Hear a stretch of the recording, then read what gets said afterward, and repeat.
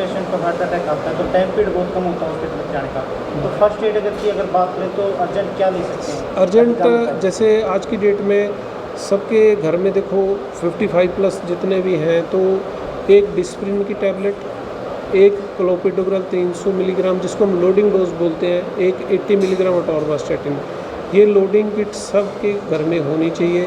कभी भी अनयूजुअल इस तरह के सिम्टम रात बिरात लगते हैं, हम लोग अजवाइन ले लेते हैं या सौंफ का पानी पी लेते हैं या कुछ ऐसे लगता है, मेरे साथ हुआ है, हमारे घर में ये चीज़ हुई है कि रात को दिक्कत हुई, सौंफ का पानी पी के सो गए, फिर दिक्कत बढ़ी तब पता लगा ये तक।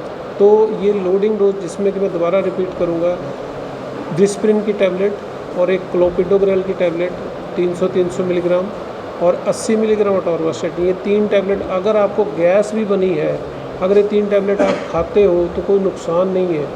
सबसे ज़्यादा इन्हीं तीनों टैबलेट का बेनिफिट होता है, जिससे कि कई बार ये होता है कि हार्ट अटैक आने से भी रुक जाता है, एक बात ये है। दूसरा, अगर प्रॉब्लम हुई है तो आपको ट्रीटमेंट का टाइम मिल जाता है। बाकी जितने भी देसी अपन उसके कहते हैं वो चीज़ें अपने सिम्टम, जैसे आजकल क्या है कि लोग कहते हैं अफीम खिलाओ, अफीम देखो एक पेन किलर है, ठीक है, वो एक पेन को ख़त्म कर सकती है पर आपके जो अंदर की बीमारी को नहीं ख़त्म कर सकती। तो अफीम तो एक बुक्स में लिखा ही हुआ है कि मॉर्फिन का इंजेक्शन लगाना है, पेन को रिलीव करेगा वो। तो पेशेंट को क्या कहता है कि गांव में अफीम दे देते हैं, उससे कहते हैं खून पतला, और ऐसा नहीं है, ये साइंटिफिक नहीं है। हाँ, उसका दर्द ज़रूर रुक जाएगा, पेशेंट को फीलिंग आएगी कि हाँ मेरा दर्द रुक गया है, पर इसका मतलब ये नहीं है कि उसके अंदर की प्रॉब्लम ख़त्म हो गई है। सबसे पहले मैं मीडिया के मित्रों का, दोस्तों का, सबका धन्यवाद करना चाहूँगा जो कि अपने इतने बिजी शेड्यूल से टाइम निकाल के आप हमारे यहाँ आए हैं, उसके लिए बहुत बहुत मेरे दिल से धन्यवाद। Thank you, thanks for coming. आज का जो विषय है mainly international world heart day पे है। International world heart day world heart federation की तरफ से 2000 में शुरू किया गया था। इसमें मेन टारगेट यही था कि जो हम एज ए डॉक्टर कर सकते हैं कि लोगों को हार्ट के बारे में जागरूक करें। पर मैं समझता हूँ कि हम जैसे लोग 10 लोगों तक बात पहुँचा सकते हैं, तो आप वही बात को लाख लोगों तक पहुँचा सकते हैं। तो जितना हमारा अगर 10% रोल है, 90% रोल आपका है कि लोगों को हार्ट के बारे में जागरूक करें। और इंटरनेशनल वर्ल्ड हार्ट डे को सेलिब्रेट करने का सबसे बड़ा पर्पज़ यही है कि हार्ट की बीमारी को होने से रोका जाए, या फिर कुछ पेशेंट्स या कुछ ऐसे हैं जो ऑलरेडी हार्ट के बीमारी से पीड़ित हैं, जो प्रॉपरली अपनी दवाई वगैरह नहीं ले रहे या कुछ नहीं कर रहे, तो एटलीस्ट उनको इतना जागरूक किया जाए कि वो अपनी बीमारी को बढ़ने से रोकें और उसकी प्रॉपर अपना टेस्ट करवाएं या चेकअप करवाएं और अपनी मेडिसिन शुरू करें।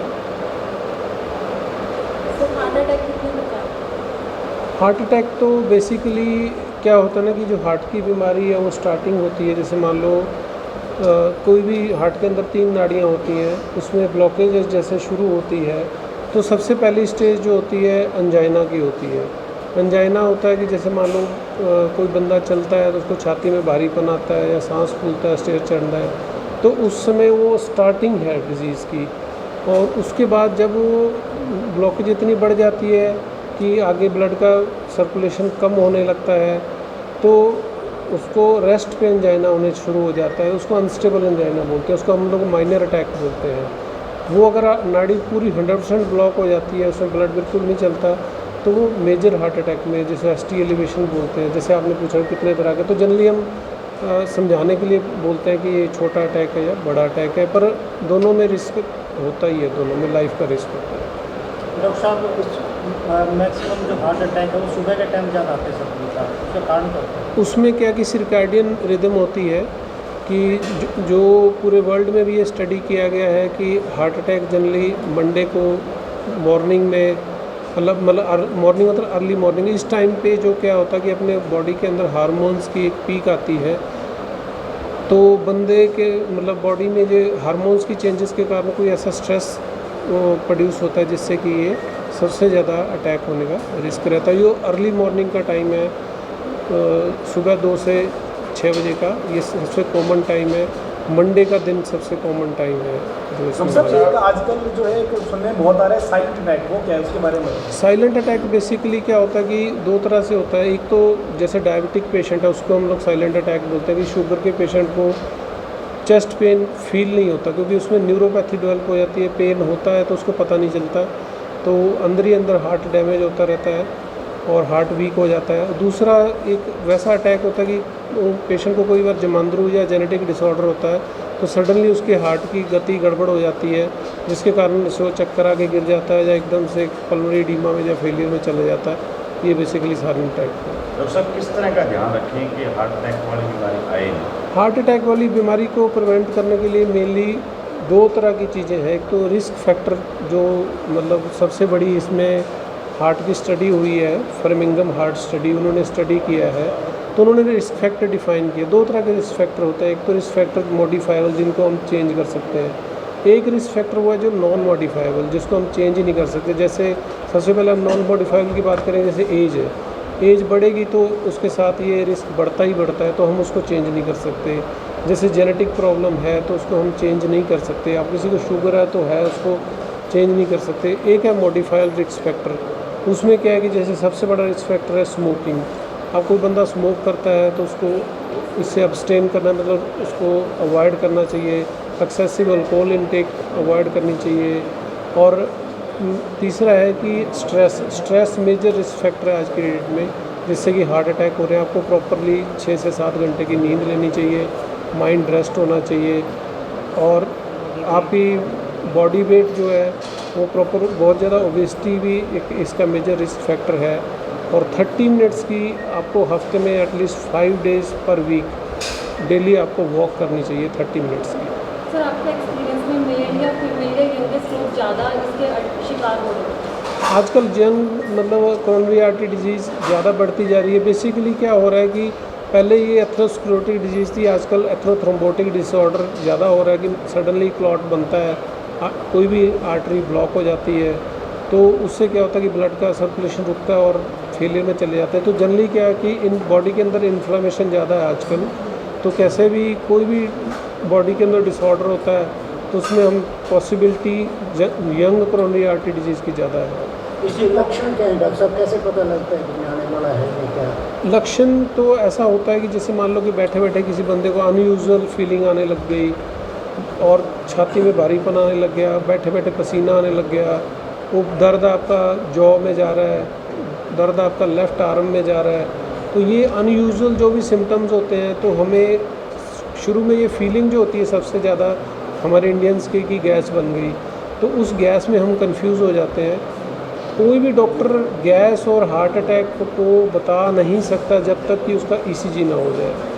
इसमें मैं भी नहीं, क्या कोई भी डॉक्टर नहीं बता सकता, चाहे हार्ट का कितना भी बड़ा डॉक्टर है, इसको पेशेंट को हार्ट अटैक आया हुआ है। तो ऐसे सिम्टम आने पे आपको सबसे पहले अपना ईसीजी ही करवाना पड़ेगा, जिससे हमें कि आपको ये डायरेक्शन मिलेगी कि आगे ये हार्ट की प्रॉब्लम है या नहीं है, आगे फर्दर क्या करना है। तो अर्जेंट आपको पहले ईसीजी निकलवाना पड़ेगा।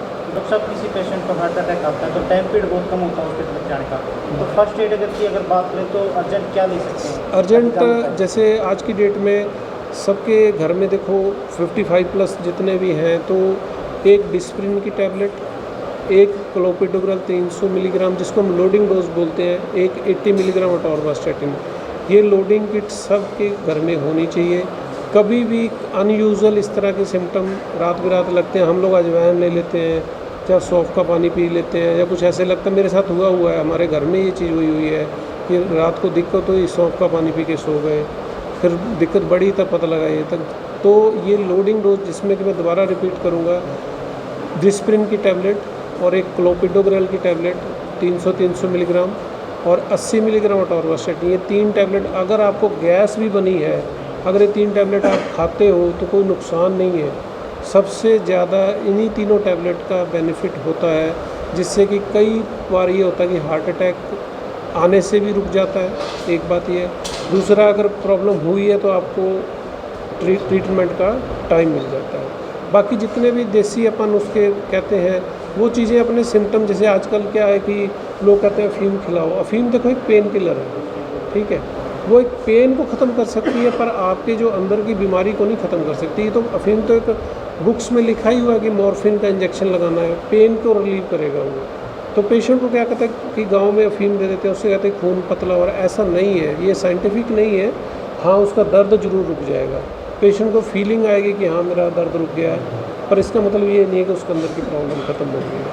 सर हार्ट डे को कोई मैसेज पब्लिक को देना चाहोगे? हार्ट डे की जो मतलब वर्ल्ड की तरफ से यही मैसेज है कि यूज़ हार्ट फॉर एक्शन। इस वर्ल्ड हार्ट डे की थीम यही है, use heart for action. Use heart मतलब अपने हार्ट को आप यूज़ करो। बैठे रहते हैं 24 घंटे, यूज़ कैसे होगा? ये हार्ट का सबसे बड़ा ब्यूटी यही है इस ऑर्गन की पूरी बॉडी में कि हम जितना ज़्यादा इसको यूज़ करते हैं उतनी ज़्यादा इसकी सर्विस होती है। बाकी जितनी चीज़ों का आप यूज़ करते हो ख़राब होती है, हार्ट को जितना आप यूज़ करते हो उतना ही फ्रेश रहता है। ये सबसे बड़ा मैसेज है कि आप अपने हार्ट को यूज़ करें। क्या डिप्रेशन भी इसका मेन कारण है? मेंटल डिसऑर्डर तो जितने भी हैं सारे हमारी बॉडी के हार्मोनल इम्बैलेंस प्रोड्यूस करते हैं, जिससे कि मेटाबॉलिक डिसऑर्डर्स होते हैं, इससे हार्ट की डिजीज़ बढ़ती है। Thank you.